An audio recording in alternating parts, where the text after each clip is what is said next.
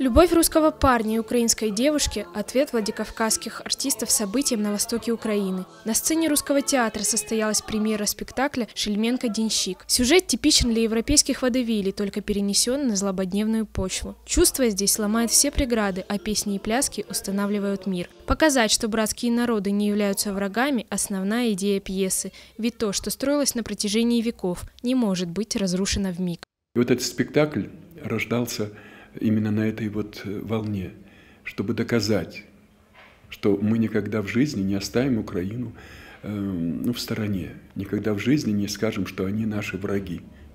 Это кощунство сказать, что враги русские и враги украинцы. Когда существует любовь и то, что нас связывало много-много веков вместе, оно не должно исчезнуть моментально, даже из-за того, что сейчас происходит у нас на востоке, юго-востоке Украины. Актерская труппа и сам режиссер надеются, что спектакль найдет положительный отклик у зрителей, а дружеская и веселая атмосфера постановки сможет отразить главный смысл, не вызывая споров. Я не думаю, что в связи с событиями на Украине должно быть что-то, это вызывать какой-то там резонанс или диссонанс, потому что все-таки народ украинский ни в чем не виноват, и в принципе пьесы эти у нас никто не отменял.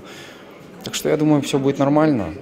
Это хорошая комедия, и, в общем, в принципе, мы все вместе, огромным коллективом, участвующим в спектакле, постарались сделать хорошую комедию.